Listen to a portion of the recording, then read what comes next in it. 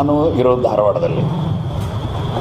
ನಿಮಗೆ ಗೊತ್ತಿದೆ ನನ್ನ ಬಗ್ಗೆ ಏನಾದರೂ ಗೊತ್ತಿದ್ರೆ, ನಾನು ಯಾವುದೇ ಅನವಶ್ಯಕ ರಾಜಕೀಯ ಊಹಾಪೋಹ ಚರ್ಚೆಯೊಳಗೆ ಎಂದೂ ಜೀವನದೊಳಗೆ ಹೋಗಿಲ್ಲ. ಏನೇ ಒಂದು ಮಾತಾಡಬೇಕಾದ್ರೂ ಒಂದು ದಾಖಲಾತಿ ಇಟ್ಕೊಂಡು, ಆ ದಾಖಲಾತಿ ಇರದಿದ್ದರೆ ವ್ಯವಸ್ಥಿತ ಪ್ರಯತ್ನ ಮಾಡಿ, ಪ್ರಾಮಾಣಿಕ ಅಧಿಕಾರಿಗಳು ಏನಾಗೋದಿಲ್ಲ ಅವರು ಕೂಡ ನಮಗೆ ಫೋನ್ ಮಾಡಿ ಕಾಫಿ ಅಥವಾ ಚಹಾ ಕೊಟ್ಟು ದಾಖಲಾತಿಯನ್ನು ಕೊಡ್ತಾರೆ. ಆರ್ ಟಿ ಐ ಗಿಟಿ ಅಲ್ಲ, ನೀವು ಮಾಡಿರಿ ಇದನ್ನು ಅಂಥೇಳಿ. ಅಷ್ಟೇ ಅಲ್ಲ, ಒಂದು ಸಲ ನಾವು ಆಫೀಸ್ದೊಳಗೆ ಭೇಟಿ ಆದರೆ ಮುಂದೆ ಏನೇ ಪ್ರಶ್ನೆಗಳು ಬಂದರೂ ಕೂಡ ನಾವು ಬೇರೆ ಕಡೆಗೆ ಅವರೇ ನಾವು ಕೂಡಿ ಭೇಟಿಯಾಗಿ ಮಾಡ್ತೇವೆ.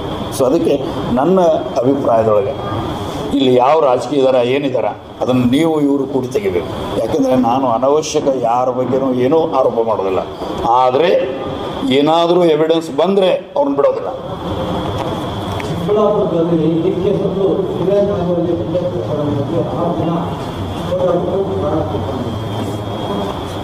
ಅದೇ ಜಿಲೆಟಿನ್ ಬ್ಲಾಸ್ಟ್ ಆಗಿ 6 ಜನ ಸತ್ತೋಗಿದ್ದು ಅಂತ ಕೇಳಿದ್ರು. ಇದು ಚಿಕ್ಕಬಳ್ಳಾಪುರದಲ್ಲಿ ಇಲ್ಲೇ ನೋಡಿ ಸರ, ಇಲ್ಲಿ ನಿಮ್ಮ ಸುಧಾಕರ್ ಅಂತ MLA ಇದ್ದರು, MP ಇದ್ದರು. ಅವ್ರಿಗೆ ಕೇಳಿದ್ರೆ ನೀವು ಪ್ರಶ್ನೆ ಯಾಕೆ ಆಗ್ತಾ ಇದೆ ಇಲ್ಲಿ? ಯಾಕಂದರೆ ನಮ್ಮ ದೇಶದ ಹೆಚ್ಚು ಜನ ಬಡವರಿದ್ದಾರೆ.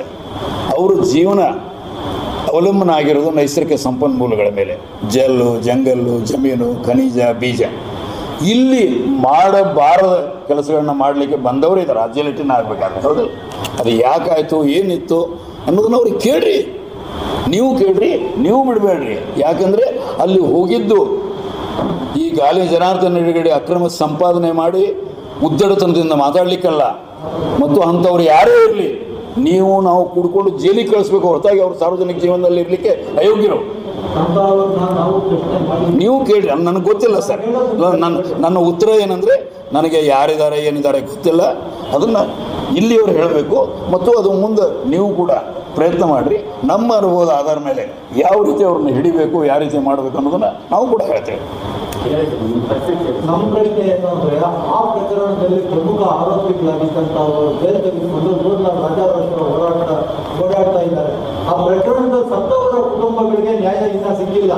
ಇಂತಹ ಪ್ರಕರಣದಲ್ಲಿ ಇಲ್ಲಿನ ಸ್ಥಳೀಯ ರೈತ ಮುಖಂಡರುಗಳಾಗಲಿ, ಸೋಕಾಳಿ ಲಕ್ಷ್ಮೀನಾರಾಯಣ ರೆಡ್ಡಿ ಕೂತಿದಾರಲ್ಲ, ಇಂಥವರಾಗಲಿ ನಿಮ್ಮ ಗಮನ ನಿಟ್ಟೇನೆ ಸೆಳೆದಿದ್ದರೆ ರಾಜ್ಯ ಮಟ್ಟದಲ್ಲಿ ಒಂದು ಸುದ್ದಿ ಆಗ್ತಾ ಇತ್ತು. ಹಿರೇಮಠ್ ಮಂದಿಗೆ ಮಾತನಾಡೋಣ ಅಂದರೆ ಅಲ್ಲಿ ಸ್ಥಳೀಯ ರೈತ ನಾಯಕರು ವೈಫಲ್ಯ ಇದೆಯಲ್ಲ ಇಂಥ ಪ್ರಕೃತಿ ದೋಷ ಪ್ರಕರಣದಲ್ಲಿ ಅಂತ ನಾವು ಹೇಳ್ತಾ ಇರೋದು.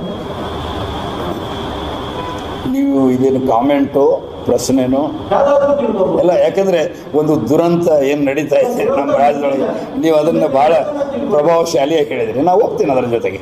ಆದರೆ ಅದು ಏನಾಗಿದೆ ಅನ್ನೋದನ್ನು ಹೊರಗೆ ತರಬೇಕಾದ್ರೆ ನಾವು ಯಾರಾದರೂ ಮಾಲೀಕರು ಏನಿದ್ದೇವೆ ಪ್ರಜಾಪ್ರಭುತ್ವದೊಳಗೆ ಜವಾಬ್ದಾರಿ ತಗೋಬೇಕಾಗ್ತದೆ.